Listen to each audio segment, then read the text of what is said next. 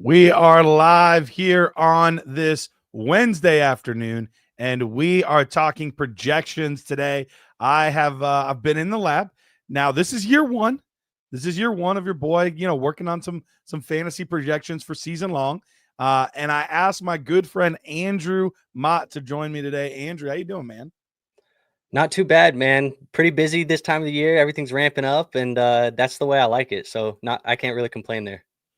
Absolutely, absolutely. Well, we've got tons of stuff that we want to get to, tons of stuff that we want to talk about, tons of stuff that we want to do, and we're going to cram it all into an hour-ish time frame. So I don't want to take too much extra time going over things, but yeah, I'm excited. Good to have you guys all in here. Let me know in the chat, guys, that you're curious on their projection, because I'll make sure to get all of the major guys that we want to get to. We'll get to all of their projections and things like that today, and talk about how we think this season's going to go. Andrew, I know before we get into mine, I know you said you worked on your own projections too. Was there a player or two in your projections that kind of surprised you a little bit, where you would have thought that maybe they would have been a little bit higher or a little bit lower? But we know when we run the numbers, sometimes there's only so much we can do, even if we're a little biased towards the player. There's only so many attempts, or there's only so many targets, or there's only so many things that can happen to boost a guy up or down. So was there anybody that kind of surprised you? Um, I think there's a few. One guy that I've just found myself much higher on for single season formats this year has been Isaiah Pacheco. I've talked about Mhm. a video on the channel a couple days ago, actually. I think it was just a couple days ago. I recorded it last week, but he may be in trouble for dynasty purposes, but it does feel like for redraft, like we're in a window right now where they might just run the wheels off of him before they decide if they want to give him a contract. And there really isn't a ton of competition there that I think is super valuable. We like some guys for dynasty, but I think redraft, like he's a guy I've just been higher on. And it kind of shocks me because I like him enough as like a contending piece for dynasty, but I don't love him for dynasty. But when it comes to redraft, like I'm all in on Pacheco this year at his value. Absolutely, man. I could see that. We'll get to my season long projection on Isaiah Pacheco here momentarily. We'll see how close we are or are not. Uh Real quick, Matthew Stafford thoughts. We'll obviously be getting to him and the pieces that he affects. Any thoughts on that news there? It's concerning. I think so. At this point in time, we've got news, I think today, where they're kind of giving him epidurals to try and see if they can, get some of that pain tolerance down at 37 years old, a guy that's, struggled with some back issues in the past. It's not what you want to hear, especially when, the fantasy options that we have are very, very, appealing fantasy options in Puka Nakua and Devontae Adams and Kyron Williams. And it does feel like a lot of all of this is going to rely on the back of Matthew Stafford. And that's not even a pun. It's literally relying on his back here. And at the end of the day, like it does make me a little bit concerned. I'm moving Puka down my board a little bit in single season. I'm moving Adams down my board, and it's not great. Yeah, I totally get it. Totally understand that. I'm in a similar boat to where I am a little bit concerned. I'm a little bit concerned on how this will affect things, especially if it's something that keeps popping back up over the course of the season. It's never a good thing. Barbecue Chip says an owner selling CMC for a first. Do I bite? If I'm a contender, I think this is an easy, absolutely yes. If you think your pick is going to be 9 to 12, and I have a chance to get a guy that I think is pretty safely a top 5 guy if healthy, then that's an absolute steal for me. What about you, Andrew? Yeah, I mean, if I'm contending, I'm absolutely giving a first for CMC. The theme of this show is like how we're viewing guys this year, and CMC should be a top 15 player for fantasy, I think, this year, no matter what. So, yeah, I would definitely take him for that first round pick. It said he has Brees and Kyron. To be honest, if he's willing to give any of them up for a first, I think all of them are worth that. All right. Well, let's start getting into some of these projections here, and let's see how good of a job I do here. If I can get all of this correct, because I'm not the best at all of these transitions. So let's see. And if we do this, oh bam, look at that. smooth, super smooth. No one even noticed I did anything. All right. So we're gonna get this screen share up here, and now I have not prettied this up yet. So this is still just in my spreadsheet. So next year we'll probably have this all dolled up, looking a little bit better. But for this year, we're just gonna do it in the spreadsheets. We're gonna start with the running back position. So let me share my screen, and as you can see, here are my top. Let's see, this would be all the way down. You can see basically the running back 33, 34, 35. You could see kind of how my top running backs laid out for me in fantasy points this year. So overall, looking at all of these guys, I have Bijan Robinson as the running back one. Devon Achane kind of surprised me with how high I ended up having him. Devon Achane ended up coming in as my running back 2 on the season. I'm sure that's a little bit surprising to some people. So we'll talk about him in a second here. Christian McCaffrey at 3, Derrick Henry at 4, Saquon Barkley at 5, Jonathan Taylor at 6. So let's just start with the top 6 here. Any issues with the top 6 guys? Is there anybody that kind of surprises you, or somebody that you really wouldn't feel comfortable taking anywhere near the top 6? I mean, the one that I'm not seeing in your top 6 that I would definitely have up there is Jahmyr Gibbs. Where is Jahmyr Gibbs on your Oh, projections where here? is Gibbs? That's a good question. Where did he go? Because he was a top 5 guy, and And also, I think we should preface this for the people. I don't know if I just missed it when you said it. This is PPR rankings, half PPR. this How are you this is projecting these? full PPR rankings. Okay. So there's my full rankings. Let's go back to just got a little teaser there. I don't know what happened, where he went in this process. Jahmyr Gibbs, I'll go ahead and get him here real quickly, and we'll put him in the overall.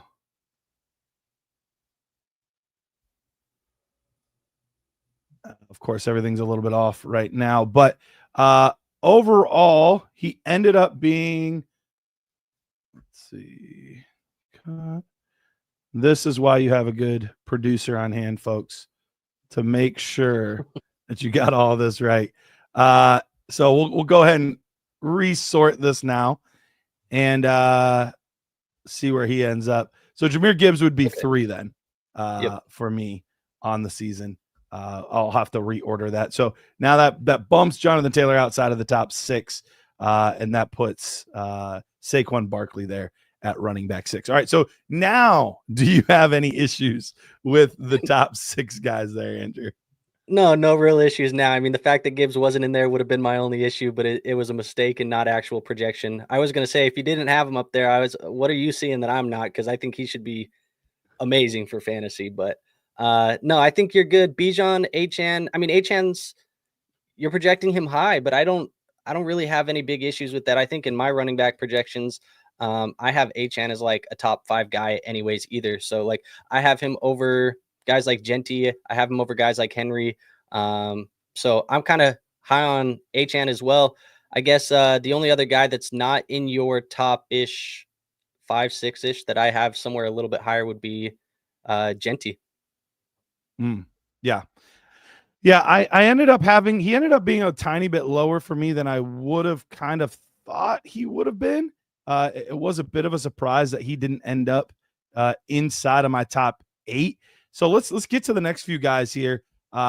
Going down, we have now at running back 7, Jonathan Taylor, 8, Josh Jacobs, 9, Bucky Irving, 10, Alvin Kamara, 11, Kyron Williams. Ashton Genty then just cracked my top 12. So what was it in your projections that maybe I was a little bit different in? I gave him about 240 carries at 4.8 yards per attempt, 9 touchdowns on the season. I had him involved in the passing game, but not to an absurd level. But with 3 touchdowns that put him here at just under 14 points a game. Now, obviously, everything you always project kind of low. You always project a little bit more conservative than you would otherwise. So for you, what was it about him that he ended up being a little bit higher for you maybe than he did for me? Yeah, I think it's in the receiving stats. I have him a little Okay. bit more involved in the receiving game, a little bit more yardage, a little bit more receptions, and I think that's kind of where I had him a little bit higher in my rankings. Okay.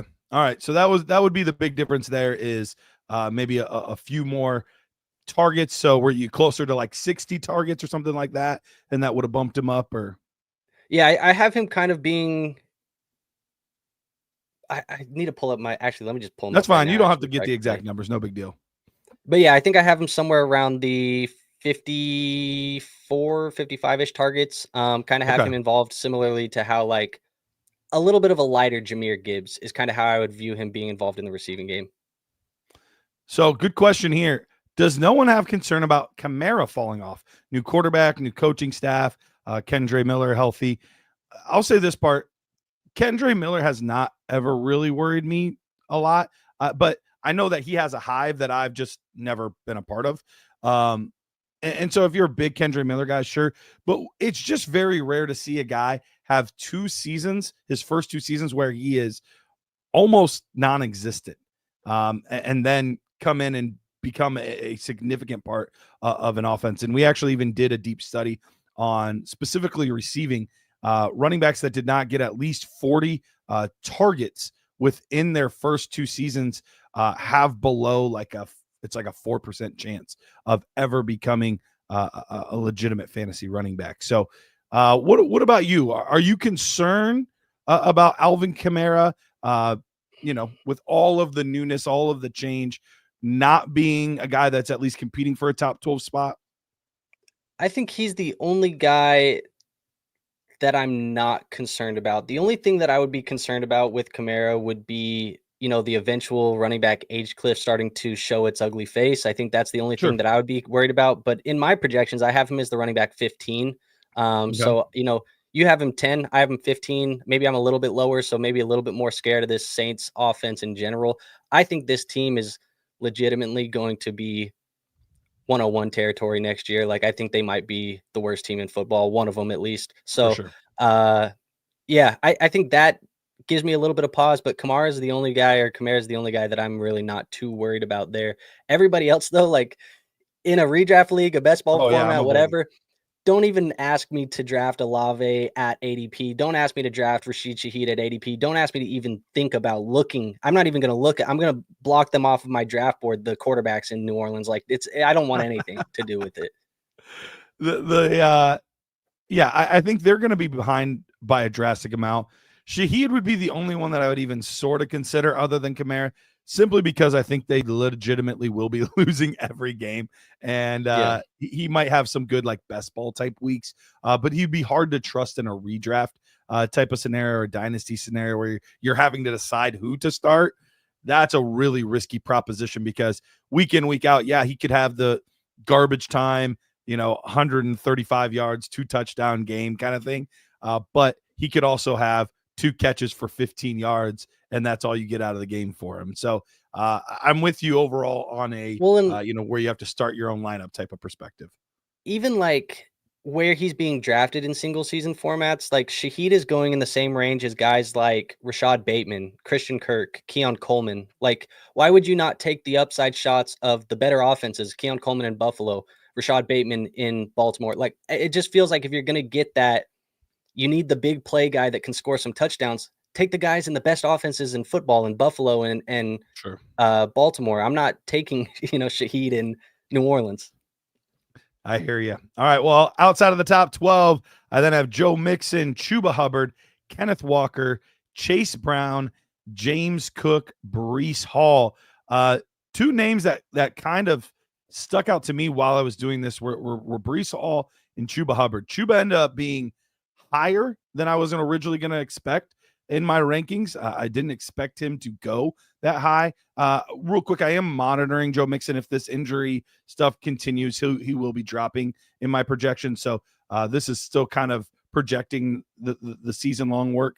But if not, obviously he'll drop significantly in my preseason projections. But Chuba Hubbard, just the work is so solid, and he was more efficient than I realized when I kind of dug into the statistics. I was like, man, this guy was actually really, really good last year, should be a more effective, a better offense this year. So he's a really, really interesting name for me overall. And then Brees kind of dropped a little bit further than I would have expected. Now he is similar to what he was last year, but I just have enough Braylon Allen to be annoying. I still think he's going to be involved in the receiving game, and there'll be some work there, but he just wasn't overly efficient last year. And I just don't know that this team is that much better than it was last year to where he's going to be significantly more efficient this year. So what about those two guys specifically for you, Chuba and Brees Hall? How do you see them?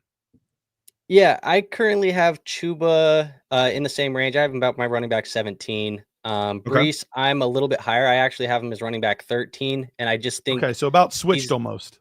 yeah, I have him switched, and I think it's Brees is going to be involved in the receiving game still. We talked about maybe it was me and you that talked about it, or maybe I talked about it on my channel. I can't remember. But Justin Fields has one of the highest check down rates in the NFL over the last couple of seasons. So, Aaron Glenn's talking about he wants to use him as a weapon, as a receiver out of the backfield. Justin Fields checks the football down at one of the highest rates in the NFL. I have some more receiving work going to Brees Hall, and I think that's why he's a little bit higher in my rankings. And then for Chuba, I do believe, he's going to be a solid player for us in fantasy. I do think Rico Dowdle is going to be involved kind of annoyingly. I think he's going to get some touches. Last year, we saw them kind of use two guys until they couldn't. I think at the end of the day, they brought Rico in to take a little bit off of the workload from Chuba. It's still his backfield, but Rico's going to be annoying. Yeah, I think that's the one area I'd be curious to see what you thought about the check down rate for Justin Fields, because everything I was seeing in his more or less full seasons with Chicago, he was hovering around a 20 to 21% target rate for running backs, whereas in Brees Hall's big season where he boomed and he was running back 2 or 3, he was at 26%. So I'd be curious to see some of those numbers and see what you're thinking, because that was part of the reason why I did have him a tad bit lower, because I still have him with 60 targets, which is not a bad number at all. But No. you want him to be at like the 80 target range in order for him to really threaten the top 12 type of range. Yeah, I hear you. And I think also too, play into the fact that I don't think this is going to be a great football team. They're probably going to be playing from behind. Maybe I'm a little bit less with Braylon Allen being involved than you are. I think he's going to come in and take some touches, but I don't think it's going to be any of the valuable touches for the most part. I think they're still going to use Brees on the goal line. I think they're going to use Brees in the receiving game. And you have him at, what is that, 7 touchdowns on the year? Brees, yeah. Yeah, I probably have him, just off the top of my head, I think I have him closer to like 9. Okay. All right. So a little more optimistic on Brees Hall. Let's get to kind of our last 6 guys of running back. Do you 2. care if I poke a hole in one more of your talking points? Please do. Please do. That's why we're doing this. Okay. Joe Mixon for me is, I know you said, you're monitoring that and he's going to come down potentially. My healthy projection before we had the news of Joe Mixon's ankle injury or his foot injury continuing to linger, I had him as my running back 20 Oh, wow. that. I am I'd very be curious as to why, because when you look at his efficiency last season, crazy efficient with this team on a points per game basis. He was easily a top 12 guy. So are you expecting a big age cliff? Are you expecting Nick Chubb to be super heavily involved, or Woody Marks to steal a lot of passing game work? Like what would cause that for you? I'm actually, it's funny you say the efficiency, because I'm looking at the season at the back half of the year, like average 23.3 fantasy points per game in PPR leagues over the first 11 games. Those last 6 or the last month of the season, 6 fantasy points per game is what he averaged. He ranked bottom 10 in forced missed tackles, bottom 10 in success rate. Texans have one of the worst O-lines in football, and it only got worse this offseason. They got rid of some guys that were starters for them, and it only got worse in my opinion. So I think there are some major red flags as to what that back half of the season was for Mixon. Was it him banged up? Was it bad offensive line play? Was it a running back age cliff kind of hitting him at that point? There's a lot of questions, and I don't have a lot of answers to them. And the ones that I can kind of point to is like, okay, well, if it was the offensive line, did they improve that? No, they didn't. If it's injury concerns, has that improved? No, it hasn't. If it's some of the other things, I'm very worried about Joe Mixon. He's one of the guys that, like, if I have him in Dynasty right now, I'm praying that he can get onto the football field and start looking good, because I want to sell out. I don't want to have Joe Mixon anymore. If I am drafting a redraft team, a best ball team, at this current ADP where he's at in drafts, especially like on sleeper, I'm passing. I'm not touching him. Like, I'm very worried about Joe Mixon. And it's hard What for is me the because I've been a sleeper? Joe Mixon truther for a long time.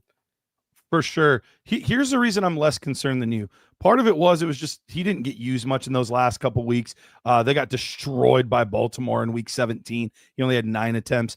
Tennessee, they were kind of just getting ready for the next week. So those last two, he only had 5 attempts. So it wasn't a big deal. But then what did he do in the 2 playoff games? 25 attempts, over 100 yards and a touchdown. And then 18 attempts for 88 yards and a touchdown against Kansas City. So he was much better in the playoff. So I think that was the thing for me was, yeah, he fell off in season, but I don't think we would have seen those types of numbers in the playoff games had the real fall off actually happened. So for me, it's more about the injury. If we're concerned about the injury, that I can understand. I'm not as worried about him as a player this year, I think, for me overall. Fair enough. Yeah, he just makes me so nervous. And then you throw the injury mixed in top of it. Like, I have my questions already with some of it. I don't know. He's just a player that I can't get on this year for some reason. All right, before we move off running back, Achane at 2 seems wild with his durability concerns and the changes Coach Tyreek wants. I'm not too worried about Tyreek. I'll leave that part alone. I'll leave that part alone. Does Tyreek make it to week 17 with this Dolphins team? I honestly don't know that he does. I I really don't think don't. so either.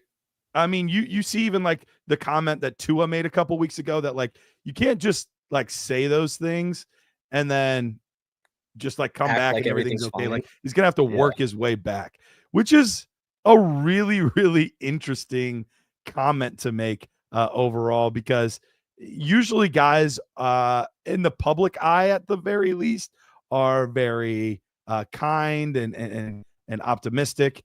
This seemed very, very pointed. And Jason says a little high, got in a little late. Did you discuss the super high catch percentage for HN? Love it, but 85 seems very optimistic, especially since he runs real routes. So I was basing it on what he did last season. Last season, he had 87 targets last year, had almost a 90% catch rate. 89.7. So believe it or not, for as high as that seems, Jason, I actually did drop it almost 5%. So I don't think that's too out of the realm of possibility. Andrew, do you think I projected that a little too high there, or are you kind of on board that? And just real quick, just finish up your thoughts on HN. Yeah, I mean, I think also considering, I know Jason said he got in a little bit late. This is full PPR projections as well, and that's where HN's going to make his bread and butter. So I don't think it's crazy. I've talked about on this channel before how good he was when Tua was available, and it wasn't anything that HN was doing or wasn't doing. It was Tua being available. That was the big question Yep. mark. So obviously, we're not projecting Tua to miss time with injury. It's in the range of outcomes, but you just don't project injuries. You try and project off Sure. of a full season slate. And so if Tua plays a full year, HN should be flirting with, top 5 numbers, I think, at a minimum. 2 is not out of the range of outcomes. I mean, I truly do believe he's a dark horse for the RB1. Love it. All right. Last few guys here. James Conner, running back 19. Then we're starting to see a lot of these rookies. Omari and Hampton 20, Travion Henderson 21, Tony Pollard 22, DeAndre Swift 23, and then Caleb Johnson 24. So we have 3 rookies kind of in this range. And I'll be honest, it took everything within me to not bump Omarion and Travion up a ton, but I tried not to be too biased, also understanding that these guys are rookies. Did I overcompensate in not wanting to get too excited about the rookies and place them too low? I don't think so. I mean, I have Caleb Johnson lower than where you have him in your rankings. I have Travion Henderson lower than where you have him in your rankings. And I have Omarion Hampton right where you have him in your rankings. So, we're kind Okay. of in the same range of trying to play it safe with the rookies, see what happens. I think one really in the range here that we've been looking at, the one guy that I feel like I'm much higher on than you are is Okay. actually not much higher. I guess it's Pacheco. Pacheco is in for me in this range. I have him as my running back 19 right now. And I Okay. don't even see him on your list yet. Yeah, he's not. He's pretty far down for me. I'm not Wow. overly high on him.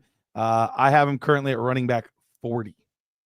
Running Wow. back 40. So I think him and Kareem Hunt are going to share a lot of time. And I think we see Brashard Smith in there catching passes as well. So if Isaiah Pacheco truly pulls away, then maybe it's different. But kind of like what you said about Joe Mixon, there were some really bad looking games at the end of the year for Isaiah Pacheco. I mean, he looked rough. He wasn't even getting 10 attempts at times during the playoffs and during late season games. So what makes you so bullish?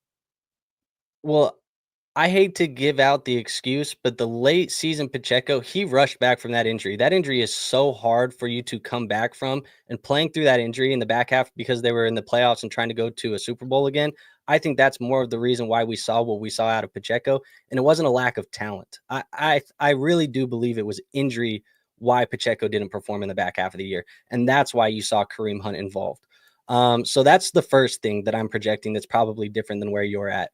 For me too, I still believe he's going to be on one of the best offenses in football, and I think he has true double-digit touchdown upside. I don't believe Kareem Hunt is really going to be that valuable. The one guy I will hear is I do think Brashard Smith can get some of the pass catching work, and we've seen that. We've also seen some training camp clips of Pacheco running, more out in the receiving game as well. So there's a chance that he even sees a little bit of an uptick. You have him at 11 receptions. I mean, even if we just gave a little bit more and you put him at 20, which is, similar to where, what is that? Javonte Williams, you have him and Javonte about the same spot. I think you're already seeing him start to rise up your board pretty rapidly with a couple more touchdowns, a couple more receptions. So for me, I think it's really just, I do not believe Kareem Hunt is good at football anymore. And I just think that Pacheco was hurt last year. The injury history, it just shows, that specific injury is hard to come back and play in the same type of year. I figured for me, last year when I was playing in my single season leagues, once Pacheco was hurt, it was like, yeah, he may come back in the end of the year, but I don't think he's going to be playable. It's just we've seen that happen before. So another guy you can look at to kind of give you similar data is Mark Andrews. Mark Andrews had a similar injury, and then he came back in that same year, was not good, and then the year after, he was a little bit better. So even if Pacheco gets a little bit better, I'm not saying he's going to be a top 12 guy, but RB2, I think he's one of the best value picks this year, pretty much everywhere in every single format. So Connor says, I think Roshan is the RB2 in Chicago. Where do you have him? So I am actually projecting Kyle Monangai to be the running back too. So you're not going to love where I have Roshan Johnson in that case. So I could try to find him real quick. Let's see. Chicago, I have Kyle Monangai at RB 58. I'm going to have to remove Zach Moss. He just left. And then Roshan Johnson, I have at running back 70. So probably lower than you were hoping to hear overall. So Andrew, you want to get to let's get to the tight ends. Yeah, let's do it. All right, let's move over to the tight end position. And here's how we have things right now. Oh, got a little bit of missing some spots there, but all right. So at the tippy top, no surprise, Brock Bowers, George Kittle, Trey McBride. I am willing to listen to these three guys in pretty much any order. If somebody is drastically higher on one of them, the other, cool. But I think all three of those guys are going to be in their own tier for this season, and they're going to be balling out. Then after that, Travis Kelce. Travis got a little bit of a boost with the potential lingering news around Rashee Rice. He was originally more around my tight end 6 to 7. He got a little bit of a bump with that news overall. So he's currently at 4. Then the guy I'm probably going to be the highest on in the community, David Njoku at tight end 5 and TJ Hawkinson at tight end 6. So when you look at these, Andrew, I'm guessing nothing in the top 3 is super surprising for you. But what about the next 3 guys? Honestly, not super surprising for me either. I have Okay. Hawkinson in my top 4, I have Kelsey top 5, Sam Laporta, and David Njoku, the next 2 names off the list for me. So we are Okay. actually pretty similar here. Okay. Yeah, I'm pretty bullish on David Njoku. When you talked about dark horse guys to be the number 1 overall guy, that's David Njoku for me. I think if there was somebody to kind of come seemingly out of nowhere to do it, I think he would be the guy this season, either him or potentially even Evan Ingram. But when you saw what he did with Joe Flacco last year, and especially with the injury to Kenny Pickett, it's looking like it's a lock for Joe Flacco to be the day 1 starter for the Cleveland Browns. He was averaging over 20 points per game with Joe Flacco at the helm. So he looked for him early and often. And even in just games where Deshaun Watson didn't start and finish the game last year, he was averaging over 16 points a game. So basically, anybody that's a halfway competent quarterback not named Deshaun Watson is going to get him at or pretty darn close to number 1 overall tight end numbers. So definitely pretty bullish on what we could be getting out of David Njoku this year. So I don't think we're going to have too much of a pushback. So let's go to the next 6 then. We've got Sam Laporta, Tucker Kraft, Evan Ingram, Jonnu Smith, Hunter Henry, and then Kyle Pitts. But I'm going to be honest, like there's not a huge difference for me. And basically into like this range, the Jake Ferguson all the way up to Sam Laporta, like a little bit of a difference. And obviously that's why I have a couple of these guys higher, but it's nothing drastic for me that's going to change how I'm drafting drastically. And honestly, this is kind of the range that I tend to avoid. If I'm not getting one of those early guys that I really like, I'd rather just kind of punt the position, honestly. Yeah, I mean, I agree. I think for me, the one guy that I think I'm much higher on than you are, not much higher. I have him as my tight end 9, Okay. Mark Andrews. Okay. I'm just higher on him. Obviously, with the Likely injury as well recently, that's something I'm projecting a little bit of a slower start for Likely. Andrews is still in one of the best offenses, should have some touchdown upside. I'm also lower on Pitts than you are, Okay. and I'm a little bit higher on Ingram than you are. I have Ingram 7. Okay. So 2 spots higher. Yeah. Yeah. No, I could Also, absolutely I see have Mike that. Gesicki in this tier at my tight end 13. Oh, that's a bit surprising to me. Because I honestly feel like I'm too high on Gesicki, especially with the addition of Noah Fant. So I kind of felt like I was too high on him. So I'm curious as to why you have him that high. Yeah, I mean, really, the main talking points that I have been talking about for Gesicki has just been in games without T. Higgins last year, he was averaging about Sure. 9 targets per game. Yep. Even when T. Higgins was healthy, he was averaging 5.6 targets per game, which is pretty solid. Considering in this range, we're talking about tight ends, like it's not the most sexy positions. But at the end of the day, too, like he's been playing that slot role for Joe Burrow. So I do think he's kind of a tight end that you can draft in an offense that we are projecting to pass the football a lot. And of all of these guys that can benefit from an injury, it's definitely going to be Mike Gesicki for me, because if T misses time, which he's been, known to do so, if Chase misses time, Gesicki could be very, very good for fantasy football. So he's kind of a guy that I'm willing to draft as an upside option, stash him, kind of keep him there. And, if something happens, I think he has more upside than a lot of the guys in this tier. I would totally agree with that. And that's where projections get tough, because we know T. Higgins misses time almost every single season. But Yeah. on here, Even if it's you're just like projecting 2 or 3 17. games. Yep. So that's the tricky part is while I totally agree with everything you say, I have to project T. Higgins at full game slate. And so because of that, I think that hurts Gesicki a little bit. Let's go back real quickly to Mark Andrews and Isaiah Likely. Connor is asking, why are they so close? Well, part of it was they were decently close for a lot of the year last year. Now, Mark Andrews had a much better finish to his season than he started. But I think what we're seeing here is we're starting to see the crossover to where Isaiah Likely seems like the guy that's going to be the long-term sign in Baltimore. In fact, it sounded like a deal was getting close before the injury. And so that was obviously pretty unfortunate for Isaiah Likely. And so, yeah, maybe he misses a game or two potentially with that ankle injury. I'm not necessarily projecting it at this point. But Mark Andrews, I don't know that we would have ever said that Mark Andrews was an amazing tight end from a talent perspective. It was more he has an amazing usage. And I think that was part of what always made him so special, was because of how frequently he was used.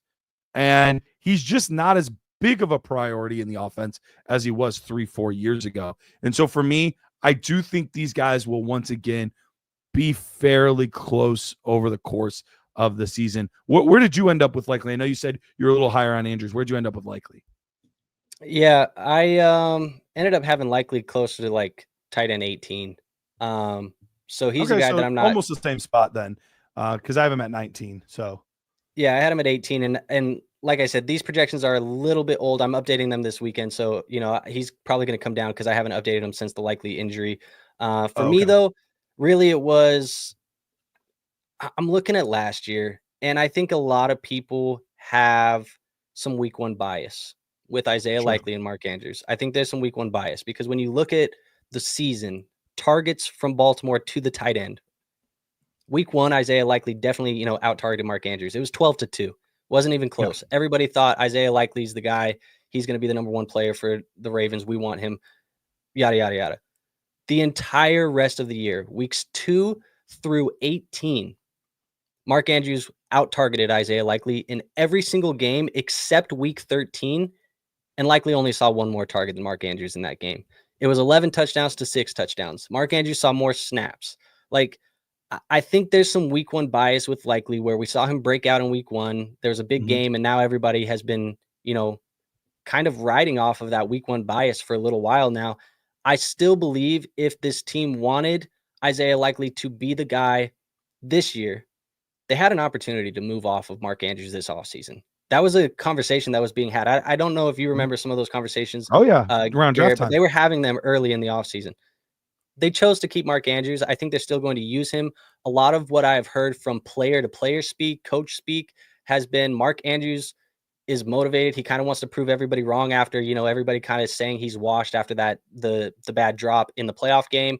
Lamar Jackson has been talking about how he wants to get Mark Andrews involved. I'm higher on Mark Andrews because of these things. It's a little bit of narrative. It's a little bit of coach speak, but also just the data. I'm playing into the week one bias of Isaiah Likely breakout. And then, like you said, that doesn't even account for the fact that there's an injury currently right now where Mark Andrews is the only tight end in practice. Absolutely. All right, let's move on. You want to go to wide receiver or quarterback? Let's go quarterback. I feel like wide receivers have a ton of discussions, but quarterbacks, let's go hit that. All right, let's look at the quarterback position. There's one guy I already know that I'm going to be crazy high on compared to a lot of people, and I'll show the points per game because I think that'll show that it's actually not as crazy as it would seem. But top 6: Josh Allen, Lamar Jackson, Joe Burrow, Jaden Daniels, Baker Mayfield, Jalen Hurts. Let's just start with those top 6. Any big issues there? I think a lot of people are going to probably have a pretty similar top 6, maybe with Baker not making the cut. But outside of that, I'm guessing it's probably pretty similar for a lot of people. Yeah, Baker is the only guy that I would not have in my top 6 here, but everybody else I have the same. I see a little bit of regression potentially happening for Baker Mayfield this season. Okay. I'm His still efficiency fairly numbers were off the charts last year. They were off the charts, the efficiency that they were running with. Absolutely, absolutely, and I did bring it down a decent amount. It still, obviously, they're very high because Baker, I think, threw like 39 touchdowns last year. I dropped that to 33, so a fairly good drop in that overall. But you're right, it's going to be tough to maintain that. But they did add another incredible weapon to this offense in Emeka Egbuka, who's getting rave reviews. So the wide receiver core should be just as good, if not better than ever, once we get Chris Godwin back. And that was the surprising thing with how good Baker was last year. We were missing Godwin for a lot of that, and we were missing Mike Evans periodically throughout the season. So the fact that he was able to do all of that with his 2 best weapons missing, I think that's why I'm still fairly bullish on him. Is assuming health, he's going to have way more options, way more opportunities this year than he did last year. Now, that said, I have Baker at 9. So, I don't have him much lower. You didn't than where bury you him. have. Yeah. Absolutely. All right.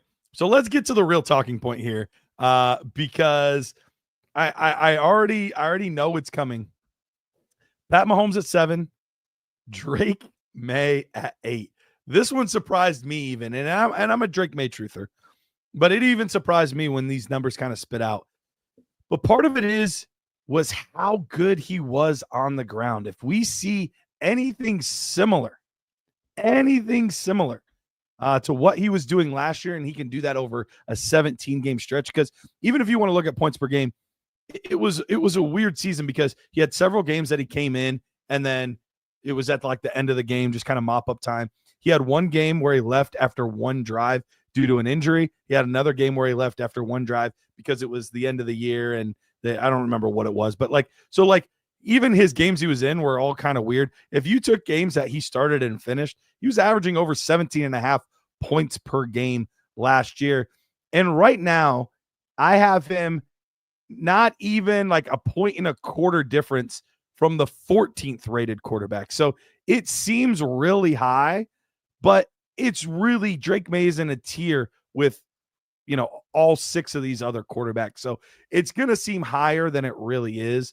But that's where I have him. So Patrick Mahomes at 7, Drake May at 8, Caleb Williams at 9, Justin Fields at 10, Dak Prescott at 11, and then Kyler Murray at 12. So you looking at this here, we can start with Drake May or Justin Fields or whoever you want to start with. But looking at this here, how would you look at these guys compared to how I have them? Yeah, I mean, I'm looking at my rankings, trying to find any major discrepancies, and I'm not seeing a ton. Fields, I have him in the same range. You're a little bit higher on Fields than I am. Okay. And I I'm a think we're little all bit. not 100% sure about him being a 17 game guy. He never has been. He always seems to miss a game or two. So I doubt he actually finishes as quarterback 10, but we'll see. I think the biggest discrepancy that I have here is probably Caleb Williams, to be honest, and it's kind Oh, of so bigger surprises discrepancy me. with Caleb than Drake. Interesting. Yeah, it kind of surprises me because I have been a Caleb Williams truther and I've been a fan and said that I think the year 2 breakout is happening, but I do have Caleb Williams closer to that QB 14, 15, 16 type of range, and you have him top 10. Okay. So that's the biggest discrepancy for me. I think really maybe I say I'm as confident as in a year 2 breakout, but maybe I'm actually not. I'll give you some of my hopium then. And I try think to. that's the only one though, because I'm top 10 on Dak for me. Jared Goff. Do you have Goff in this range? No, you don't. Okay, so I have Jared I Goff as have 12. Goff a little bit lower. Yeah. Yeah, I have Goff at 12. Okay. I have Herbert at 14. So I guess I pulled a couple of those guys up, but really it's just to the detriment of Caleb Williams, I guess, in my rankings. Okay. Yeah. Justin Herbert was the hardest one for me because he was one of the ones. So, we'll get to the next few guys and we can talk about anybody in this range. But Justin Herbert down here at 18 was kind of a surprise. So 13 Bo Nix, 14 Brock Purdy, 15 Jordan Love, 16 Jared Goff, 17 Trevor Lawrence, 18 Justin Herbert. Part of that was I just don't know if they're going to have enough pass attempts. That was the biggest thing looking at what they did last year. They did not throw the ball a ton. I know it was better over the second half of the season than it was the first half, but that was also with J.K. Dobbins being hurt. And they just spent a first-round pick on a rookie running back, and they added a guy in free agency in Najee Harris. So they clearly want to have a run-focused team. And this is a really good offensive line as well. So that was the hard part. When you look at his attempts, especially for a guy that doesn't run a lot, you'll get some rushing yards out of him, but you're not going to get a ton. When you look at his pass attempts versus all of these other guys, that's really what kills him. Do I think he's a worse quarterback than Bo Nix? Absolutely not. Do I think he's better than Fields and Caleb and Drake May? And yeah, I think he's better than all of those guys, but I just don't know if the volume is going to be there. And that's the part that I have the hardest time with him this year. Okay, so you have him for 25 passing touchdowns. You have him for how many rushing? 2? I have him 2 rushing TDs. Okay, and then you have him at 3,000. I mean, my projections are actually fairly similar. I have him about 250 rushing yards, 3 Okay. rushing touchdowns, 3,700-ish passing yards, and 25 passing touchdowns. So I have him really Almost identical. Yeah. almost identical to where you have him, but I have him at my quarterback 14. So I think it really is maybe just What did his other points per guys. game end up being for you then? What is his points per game? I have him at 15.22. I have him at Oh, you know what though? I have him at 17.9, and this is a 6-point passing touchdown format. Okay. So that might be why. You get to a little bit more of a boost there. Yeah, a little bit more of a boost over guys like probably Justin Fields and things like that. Okay. That makes sense then. Okay, that Um, might make a little bit more sense. talk to me about JJ McCarthy. I know you're on the bandwagon. Rich Dotson's on the bandwagon. I have him at 19. Am I being too much of a prude here? Should I be a little more bullish on him? I have him at 18. I have him at Okay. 18 right now. So you know, I can't confidently throw him yet over. If I'm drafting a redraft team or I'm single season, I'm only looking at this year and I'm trying to draft these quarterbacks in order. I can't confidently draft McCarthy over a Brock Purdy. I can't confidently draft him over a Herbert or a Love or a Drake May or any of those guys, Yeah. right? So Dak Prescott even. So I love the upside of JJ McCarthy, and I think at his ADP in drafts, there's a lot of value to be had, and there's a lot of breakout potential. Mhm. But single season, you have to look at it as that way. I'm trying to draft a breakout. I'm not drafting a guaranteed guy. Whereas we've seen Purdy give you top 12 numbers. We've seen Dak give you top 12 when he's healthy. We've seen these guys give you those QB1 numbers. So as much as I love JJ McCarthy for Dynasty, as much as I love him as a breakout candidate, as much as I have hope for JJ McCarthy to enter a stratosphere going into 2026 where he's going to be a top 12 guy, I'm not drafting him as so this year. But I No, think that it's in makes the range perfect. of outcomes by the end of the year. We're looking at him like, yeah, we got a good value on JJ McCarthy in drafts because he's doing what all of these quarterbacks for Kevin O'Connell do. Love it. Love it. Um, real quick, we've got about 50 people here watching, but we are only at 13 likes. If you could hit that like button, we'd greatly appreciate it. Helps us move up to where we want to be, and also says, hey, I appreciate this content that you guys are giving us mid-week here. Garrison saying he's in on JJ because of the KOC offense. I think that's how a lot of people sit, honestly. I think there are some people that are true, like JJ McCarthy as a player, truthers, but I think a vast majority of people that are really in on him are at least 50% because of the offense and scheme that he's in. Would you agree with that, Andrew? Yeah, I think you can put people in about 3 buckets when it comes to JJ McCarthy. It's the people that believe in Kevin O'Connell, and so it doesn't matter who plays quarterback for the Vikings, they think they're going to be pretty decent. There's the people who believe in JJ McCarthy, like you said, who also recognize that the offense is just elite when it comes to quarterback production. So they're really in. Those are the people like probably me and Rich Dotson that are, really big JJ McCarthy fans because we like the player and we like the situation. Sure. And then there's the people that are like, I think it's a smaller group of people these days, but there's the group of people that are like, he sucks because he didn't throw the football a ton at Michigan, and so he's not going to be good in the NFL. And it doesn't matter if he has Justin Jefferson or Kevin O'Connell calling plays. He sucks, so I don't like him anyways. Like there's that group of people too, which I can't, you can lead the Yeah. horse to water, but I can't force you to drink when it comes to that. Yeah, that makes no sense to me. If you want to say, I don't know because I haven't seen it, sure. But to say he can't, like it's just asinine. That you don't take a guy in the first round if he can't throw the football. Like you just don't. And people He's miss. never shown us one of my favorite phrases, and I'm sorry to cut you off there, but one of my No, you're favorite good. phrases is it's not a matter of whether a player did or did not in college. And typically when I use this, it's more so like talking about running backs and receiving work because in college we don't see as much receiving work out of the running back position as we do in the NFL. So it's not a matter of if you did or did not. It's a matter of if you can or cannot when it comes Mhm. to NFL projection. And so for Yep. JJ McCarthy, he has never shown us that he cannot throw the football. He may have not thrown it a ton at Michigan, but he's never shown us that he cannot do it. Correct. Absolutely. All right. Anything else on quarterback? This is probably another one that's going to surprise people. CJ Stroud all the way down here at 25. I am very bearish on CJ Stroud, and I've been talking about it for 2 years now. When he was last year going off as the third quarterback in Dynasty, I'm like, guys, why? If you're in the third spot, I'm trading back like my hair is on fire because I get it. He's young. He had a good rookie season.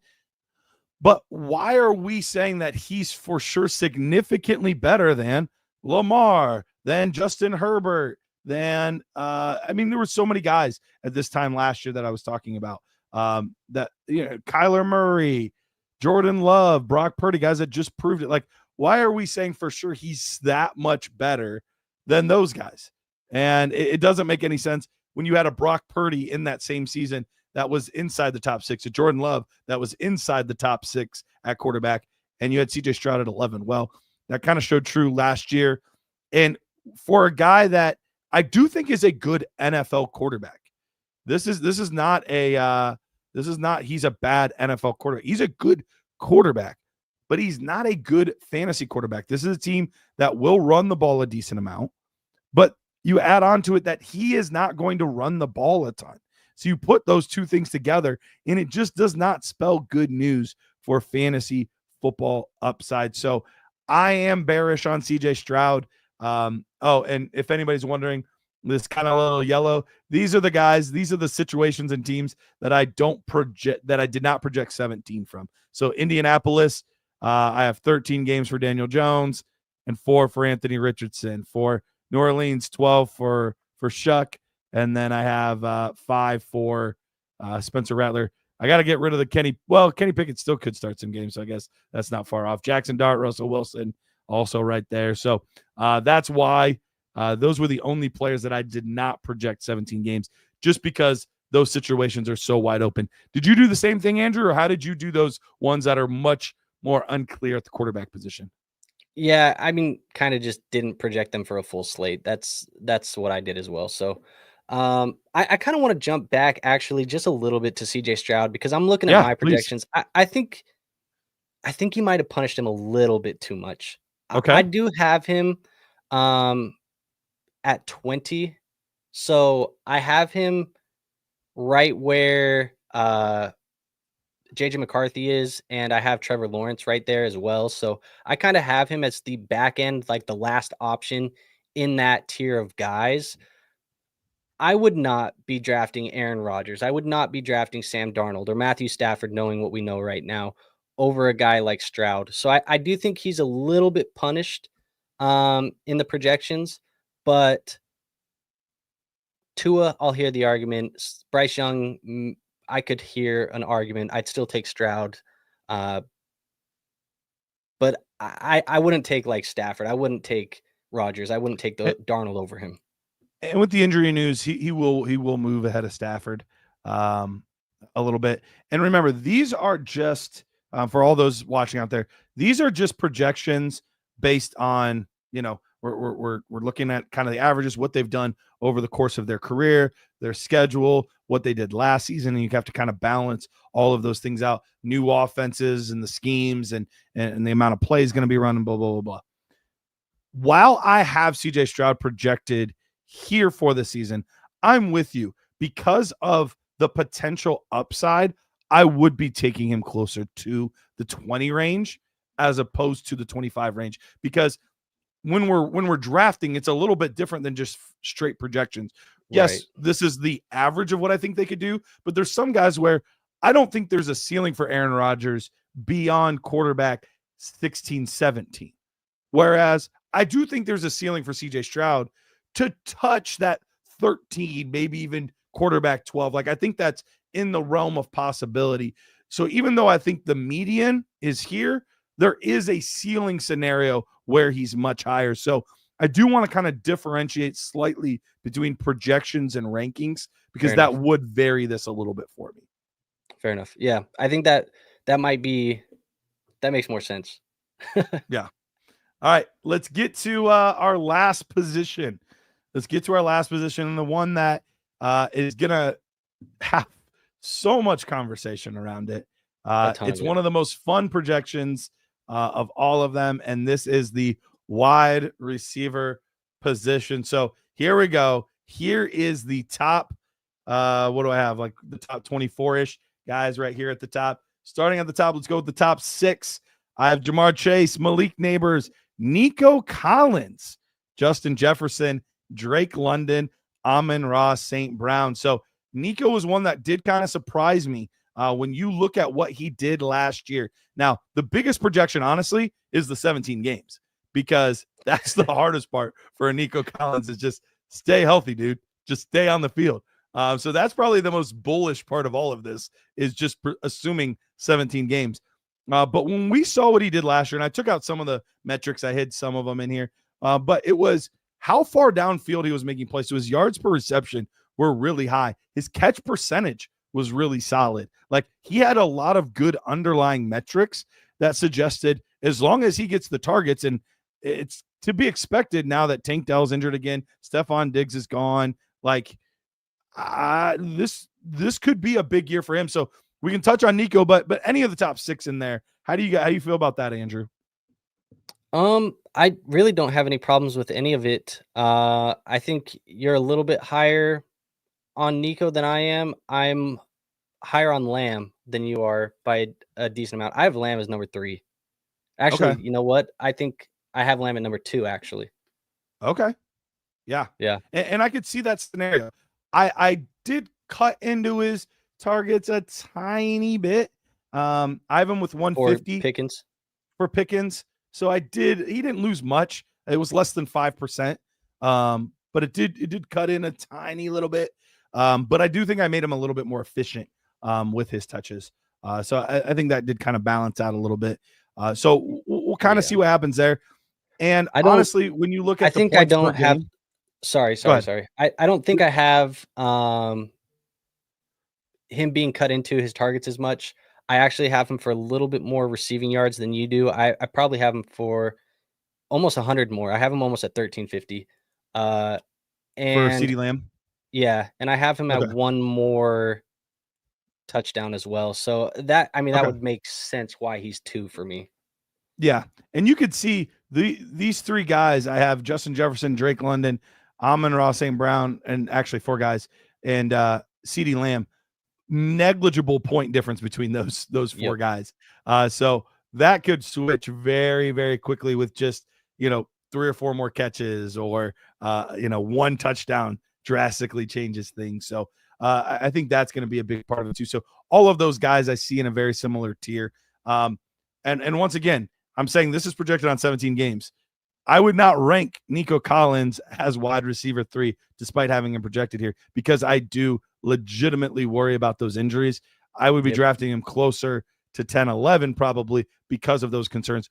But I do think if he played a 17-game slate, we're looking at a really, really special season for Nico Collins because of the volume, but how efficient he is with that volume as well. So let's go to the next 6 guys here. So we did just kind of talk about him, CeeDee Lamb. Then I have Puka Nacua, Jackson Smith and Jigba, Devontae Adams, A.J. Brown, and then Brian Thomas Jr. Now, all this being said, Devontae and Puka Nacua are going to be moving down a tick, because I am worried about this Stafford injury. So they are going to be moving down. My guess is we're going to be seeing Puka closer to like wide receiver 10, where Adams is now, and Adams closer to wide receiver 13, 14 is kind of where I'm guessing this is going to go. So keep that in mind as we're talking about it. Those 2 guys will move down a little bit. But how about the next 6 here? How do you feel about these guys? Yeah, no real issues. I think obviously the main talking point that I would have brought up would have been the Rams receivers, because I do think there's a lot of risk with these guys right now. I guess I hate to go right back to the Rams as a conversation, but how do you think that would affect them if, so week 1 Stafford maybe isn't ready? Because we're saying right now the hope is that he's ready for week 1. We want him to be ready for week 1. That's everything we've been hearing. If he's not, and it's Jimmy Garoppolo week 1, and we're hoping that Stafford is just trying to get on the football field at some point in time, Like, how big of the fall is it for both of those guys? Is Nakua safer than Adams? Like, is Adams much more at risk of falling? Like, where are we at with those guys? I don't think they're going to plummet. This isn't like Miami where the backup quarterback is just a mess. I think this is a very effective, efficient offense that does a good job quickly getting the ball into their playmakers' hands. And Jimmy Garoppolo was an NFL quarterback for a long time and a very solid one that led guys to some very good fantasy football finishes, thinking of early Ayuk and Debo and guys like that. So I don't think it's a death sentence. And that's why I'm still willing to keep Puka in that wide receiver one range. And Devontae wouldn't fall too far for me because I still think I trust Sean McVay enough and I trust Jimmy enough that I think he could still keep these guys as good assets, just maybe not as special as it could have been. Yeah, I think Adams is more at risk than Puka is. I think if I just had to give you a range, not a ranking or just a range of where these guys would be if Jimmy Garoppolo is the week one starter for me, I would probably be taking Puka probably where about T. Higgins is for you right now.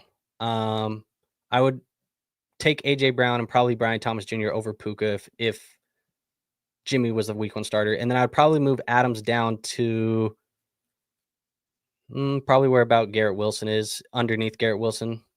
That's probably where I'd be at. Real quick. So the numbers that are missing, there's no numbers actually, at least that I know of, missing here. The first one is rushing. So it's sharing the same sheet as the running backs and tight ends. And so I'm not going to have these guys, some of them will have rushing attempts, but I'm not projecting all of these guys to get rushing attempts. So that's why the first four columns are more blank. So you can kind of almost forget about those first four and just focus on column J. Over that's the receiving work that I expect these guys to get. But if there's a name that you think was missing, because for some reason Jahmyr Gibbs didn't transfer over when we were doing the running back. So there's something that you're seeing that you're like, hey, where is this guy? Let me know. Also, once again, about 50 of you guys in here. We only had 25 likes. Make sure if you're here watching, you hit that like button for us. Greatly, greatly appreciate it. Let's go ahead and let's go to the next one or grouping here.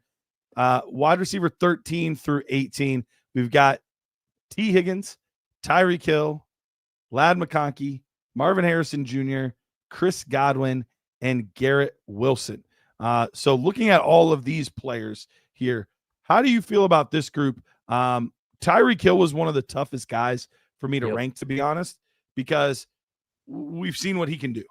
But I also know that if we're taking a stroll down narrative street, it could get really ugly really quick. So what do you think about this range and specifically Tyreek Hill?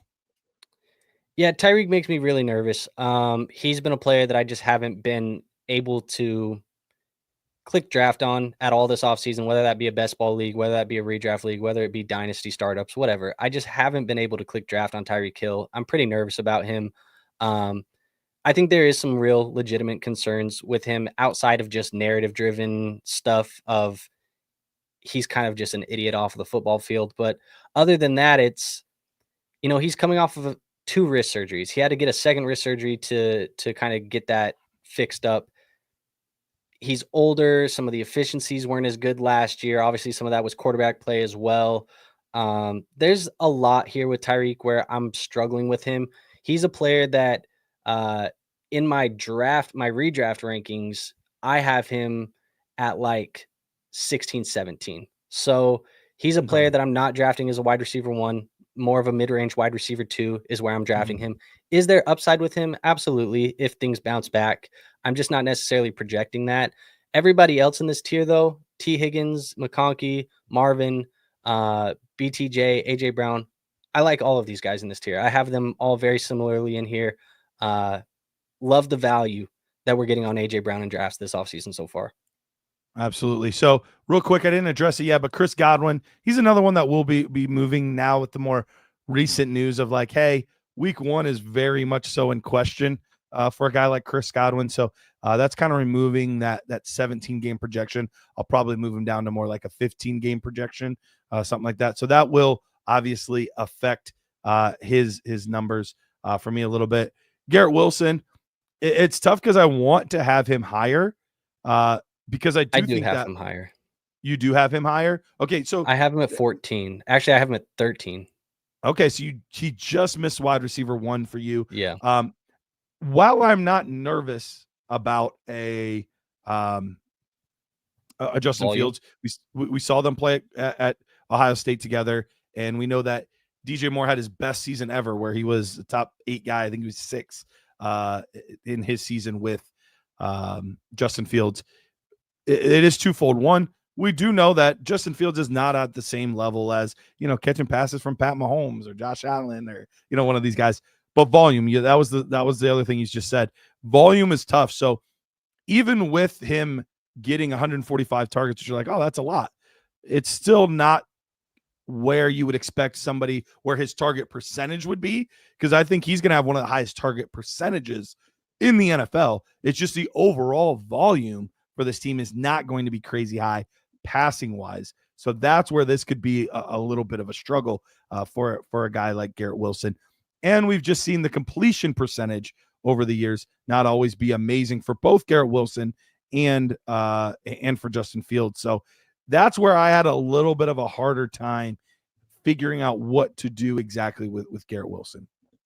Yeah, it makes sense. I think he's, he has some risk with him as well. So I don't dislike the ranking. I think that group that we just talked about, Marvin, Ladd, T, Garrett Wilson, all of those guys are similar tiers. I would kind of group in JSN in that grouping as well for me personally in my rankings, but all of those players I think are similar. If you want to range them in different orders, that's fine with me. I don't have a strong preference there, but I do have Garrett Wilson a little bit higher. Another guy that I have a little bit higher that I don't see his name yet is Mike Evans. I have Mike Evans in Oh, that. he's highlighted right now, number 24. Okay, I have him at 15. So I am Oh, much okay. higher on Mike Evans than you are. But you said you haven't accounted for the Chris Godwin dip yet. And so that may be part of the reason why Mike Evans is a little bit lower. Okay. Yeah, that makes sense. Part of it is just age too. We saw him, even though he had a good season last year and he did miss some time and he had to like fight to get that 1,000 yards. They're trying to get him the ball in the last, couple drives there to get him over that 1,000 yards. So Sure. you do wonder at what point this guy will just lose enough athletic ability and burst to not be as dominant as he once was. So yeah, let's get to this next range. DK Metcalf, Terry McLaurin, which this one could be still kind of waiting on this news. He's another one that's really, really tough to project. He was a wide receiver 1 last year, but we know Debo's being added and he wants out. Apparently, I don't think they're going to accommodate. Negotiation tactics. Yeah. We'll see how all of this plays out. If he's ready to go week 1, I feel okay with him at wide receiver 20. I think that's still kind of a tick down from what we'd expect. And part of it was he was crazy efficient in the red zone last year. I don't see those numbers being sustainable. I think that's going to take a dip. So I think we will see him more in the 20s, more so than in the top 12. After that, Rome Odunze, fairly bullish here. Have him at 21. Jerry Jeudy, Zay Flowers, and then Mike Evans at 24. So anybody there stick out to you? I think you're a little bit higher than I am on Jeudy. You're actually quite a bit higher on Jeudy than I am.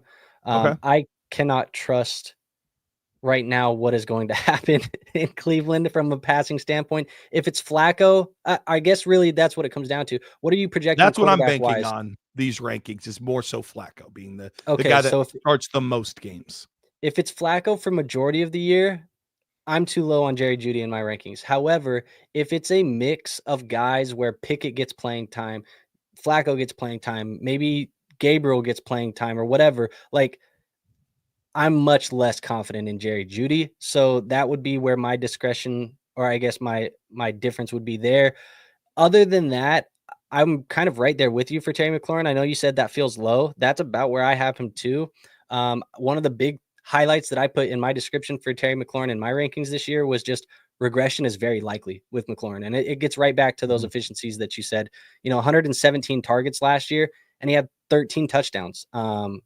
So Crazy. that's just not very likely to happen, most years. So that is a player that I'm viewing more as a low end wide receiver 2, high end wide receiver 3 with, massive spike week potential, obviously with Jaden Daniels. So For sure. I don't really have any real differences here. The one would be Judy. And then obviously, like I said, we kind of talked on it earlier. I'm a little bit higher on Mike Evans, so that would be a guy. But I'm very in on Rome where you have him too. I have Rome at where is he? I have him at like 25. So I'm kind of Okay. where you're No at, a problem. little bit lower, but right in the same range. So I'm there with Rome too. So Connor, funny you bring this up. Arguably one of the worst series I have ever done on YouTube was I did a 10-part series, planned it out ahead of time and everything, on the top 100 fantasy players of the 2000s. Honestly, I thought it was some of my best work. I was so excited about it, and it got some of our lowest view numbers that we have ever had on this channel. So you can definitely find them if you dig. It would have been right around this time last year, end of July, beginning of August range.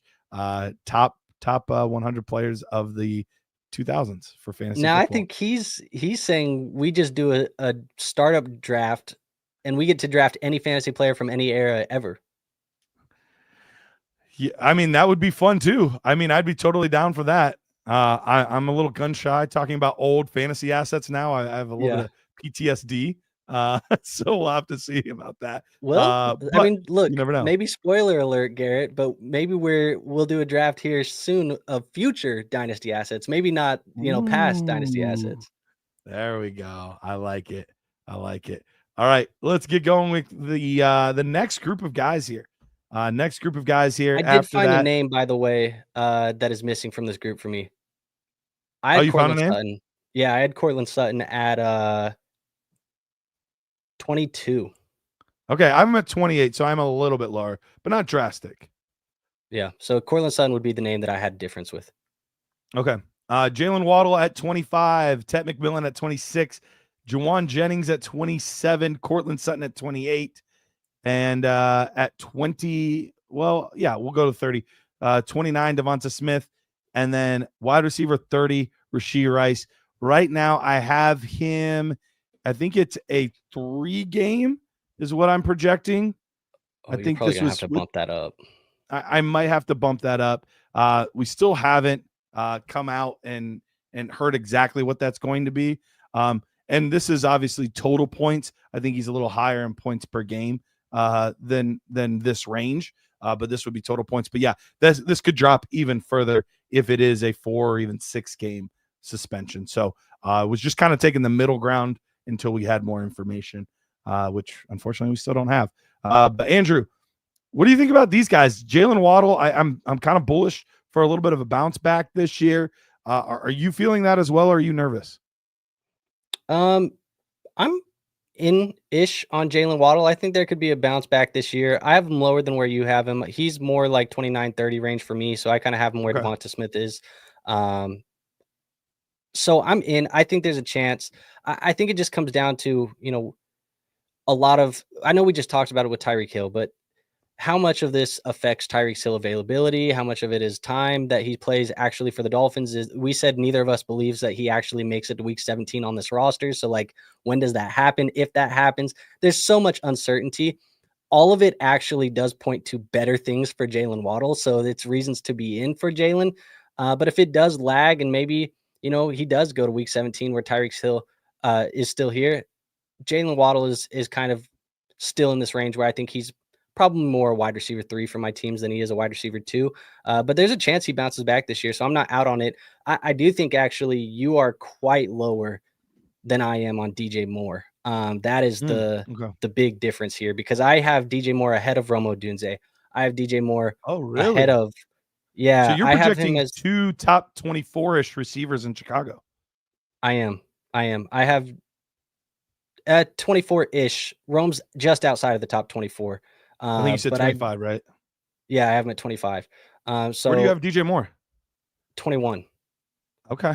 All Yeah, right. so they're both at the back end. So basically, like producing for fantasy 2 low end wide receiver 2s is kind of what I think he's going to do. But Yeah, I'm much higher on DJ Moore than you are, but I think it's probably because I'm consolidating this offense a little bit, at least year one. I do Mhm. think that Ben Johnson's going to simplify this playbook a little bit in the early days for Caleb Williams, because from what I've understood from, what Jared Goff has kind of talked about historically about this Ben Johnson offense is that it just kind of got more and more expansive over the years that they spent with each other, because it is hard to grasp Ben Johnson's offense. There's a lot of stuff going on in it. So I do Mhm. think he kind of consolidates this a little bit. My expectation is that it is mainly Rome and DJ. Those are the two guys that they really try and get this going with. Eventually, add in a little bit more Loveland, a little bit more Burden, a little bit more XYZ.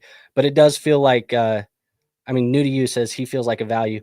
I do think he's a value in drafts, and I do think he's probably a little bit. I think you projected him a little bit lightly there. Okay. Powerful said he watched the top 100. Thanks for one of the 4 views on it. Powerful, appreciate it, man. Hey, we all All got right, to what's put we got? out What's we got, bud? a series every once in a while that just we love, that just does horribly. I've done it before too. It is what it is.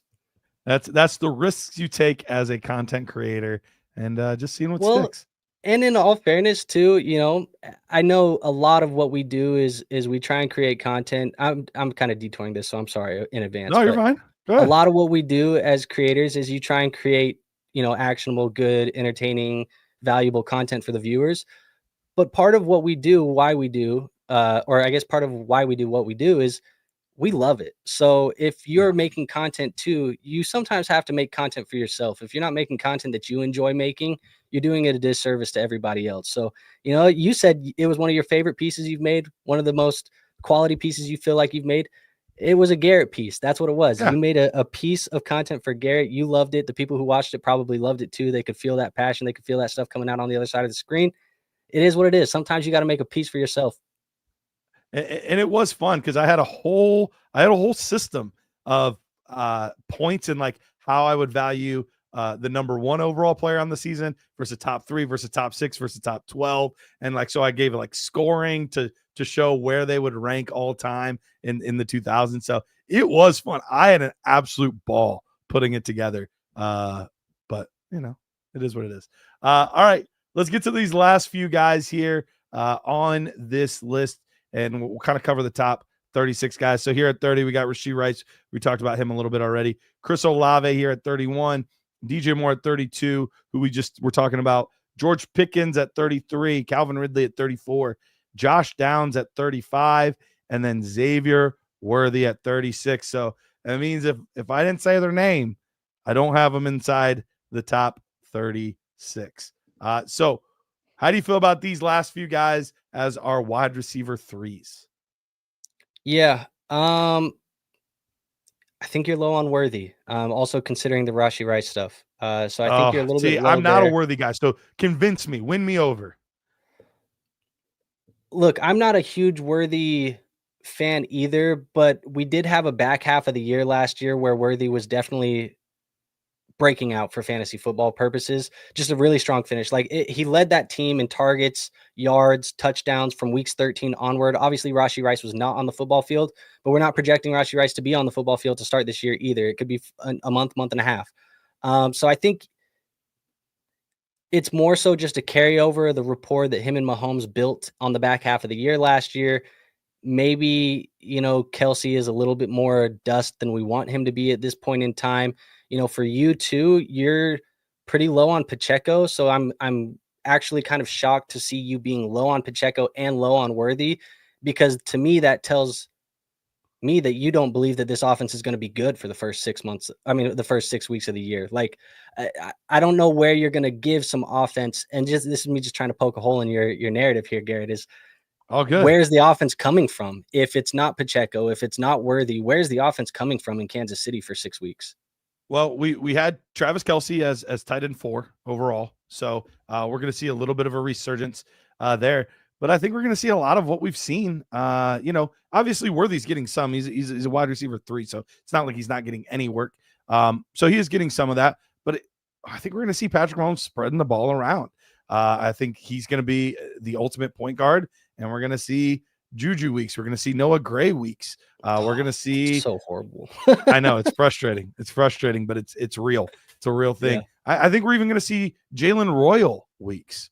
So I think this ball gets spread around a lot, and we just kind of see kind of similar to what we saw like out of Green Bay last year, where you didn't really want to own any of their receivers, but until Rashee Rice comes back anyway. And once again, friendly reminder, this is with Rashee Rice missing only 3 weeks as opposed to 6 weeks.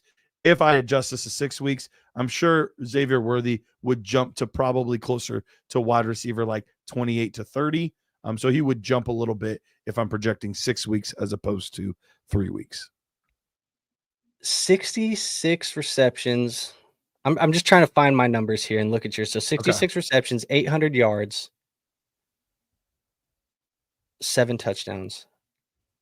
I mean, you gave him a little bit of a bump to what he finished with last year. Mm-hmm. But it's fairly identical from a per game basis.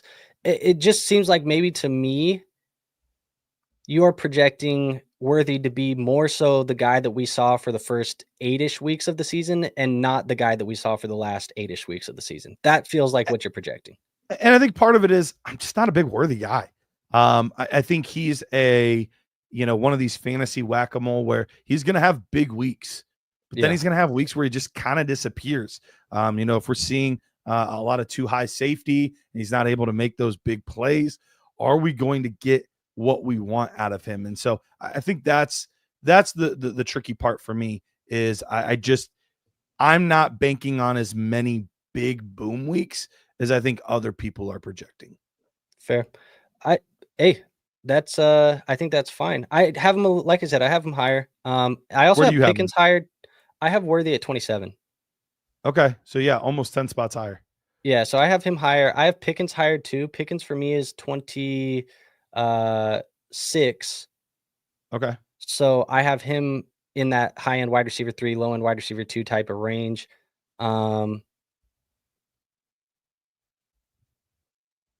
Everybody else, I think for the most part is fine. I have. Were you projecting 6 games for Rice, or what are you projecting? My initial projection for Rice is 4. That was my initial projection, was 4 games. With the Addison suspension the other day being 3, could the NFL look at it and say, hey, we're going to give 6 to Rice? I think that's definitely in the range of outcomes, but I would project it somewhere between 4 and 6. I just initially, when we first got the judge ruling, I went for 4 initially. Connor, I do not have any Buffalo receivers inside the top 36. Especially Is with that because of the Shakir injury. That did factor in a little bit. I did adjust that this morning a little bit with the Shakir injury, knowing that he's in a scooter. So yeah, I think we're going to see similar kind of what I'm talking about with Kansas City. I think it's going to be a big committee. That's kind of what we saw last year. We saw, because I think we're going to get maybe a little bit less even before the injury. I think we were going to get a tiny bit less from Shakir, but a little bit more from Kincaid and a little bit more from Keon Coleman, which is going to kind of keep everybody from being relevant. It's just going to make kind of that whole ecosystem outside of Josh Allen and probably James Cook just really annoying. Yeah, I'm looking at this actually, and I think where I've moved guys up, where you have guys higher than me. Our big differences and really where the changes are is I'm lower on Godwin than you. I'm lower on Juwan Jennings than you. I am lower on Zay Flowers than you. And I think because of that, guys like Worthy, Pickens, and who is the other one? Worthy, Pickens, and then maybe Cortland Sutton. I think Cortland Sutton was the other one. Up higher. Get him at like 23, and I have him at 28 or something like that. Yeah. So I think it's just me. I'm a little bit lower on Zay. I'm a little bit lower on Juwan Jennings. I'm a little bit lower on Chris Godwin. And that's why they're being passed by guys like Worthy, Pickens, and Sutton for me. Dennis, he is going to move down. Godwin is going to move down. This was kind of projecting a full slate for him. I was projecting 17 games, but it's looking more likely that it's not going to happen. So I'm probably going to move that down to 15, maybe even 14 games for Chris Godwin, which will move him down drastically. That'll probably take him outside the top 36 guys in my ranking. So yeah, he'll be moving down quite a bit here very, very soon, which obviously will give everyone a spot or two bump. Speaking of, and maybe you don't have it projected out yet or not, but speaking of the 49ers wide receivers with Mhm. Jennings and those guys, guy who I think is rising for me right now is Pearsall. What are you kind Mhm. of looking at for Pearsall this year? Um, I need to go back in because he is somebody that after I looked at my final rankings, I felt like I was too low on him. Here he is. I have him at wide receiver 57. I feel like I'm too low on him. Partly it's because at tight end, I do have George Kittle with a Oh, monster yep, season this year. yep. I think he's going to absolutely crush. So, yeah, I have him at tight end too.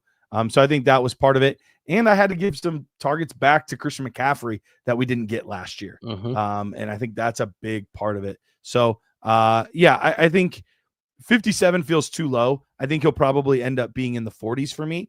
But I still don't think he's going to quite reach that wide receiver 3 unless I'm projecting a switch where Juwan Jennings is not going to be their wide receiver 1 to start the season, and it's going to be Ricky Pearsall. So I think that's going to be the biggest question is who am I projecting as their wide receiver 1? Is it Juwan Jennings or is it Ricky Pearsall? And Jennings is, correct me if I'm wrong, he's missing time right now with a calf injury, right? He is. He's missing some time right now with a calf injury. Yeah. I'm not overly concerned on August 6th, but we'll kind of have to wait and see We're getting the how that scary pans point out. though. Like if that calf Yeah. is keeping you out of, 2 weeks out from the season, things like that, it's like it starts to get a little scary. I mean, we've got a month until the not even or over a month until the first game starts. So we have Yeah, some time, but we'll see. fair enough. We'll see. All right. Well, I appreciate you guys. Thank you guys so much for tuning in, hanging out with us today as we went over the projections for 2024. Like I said, there will still be some updates, but then obviously once week 1 hits, all of these will be locked. I'm going to be tracking how this does throughout the season. This is the first year with these projections. When we've done the nerd score, we've had great success with the nerd score. But these are very different in season redraft rankings versus dynasty projections and things like that. Very, very different ball game. So appreciate you guys all hanging out with us. And with that, Andrew, anything you want to say before we get out of here? Yeah, I mean, obviously we went through your projections and your rankings. Not rankings. Let me preface that is we Thank went you. through your Thank you, projections Andrew. today. Yeah. I'm going through and updating all of mine on the channel over the next 2 weeks. So if you guys want to go see my rankings for single season redraft, best ball, whatever it may be, single season projections, single season rankings, those will be updated over the next couple of weeks at the League FFBs where you can find it. But yeah, excited to see, man. We're getting so close to season. I can smell it. The fall is in the air. My wife and it's like I can smell the buffalo chicken dip in the crock pot. Like I can it's right here, man. I'm so excited Yeah. for it. I watched Hard Knocks last night. Like There you we're go. around the corner and I can't get here fast enough. Did you guys play the Jeopardy game yet, or is that still a couple weeks away? A couple weeks away. Yeah, I go to Vegas for my home redraft league with some high school buddies, some high school basketball teammates from way back when. And we go the weekend before Labor Day. So I think that's what, 2.5 weeks from now. So yeah, we'll play the Okay. Jeopardy game then. Perfect. Sounds Pumpkin good. spice, Pumpkin love it. spice. Oh my gosh. Bath All and right. Body Works candles. Yeah, all that. Oh man, for me it's apple cider and chili, Is and it? some biscuits and gravy. Ooh, yeah. All right, Yeah, dude, I appreciate you love it. guys. Thanks so much for hanging out with us. We'll be back on Monday with another live roster rescue show. We will see you then.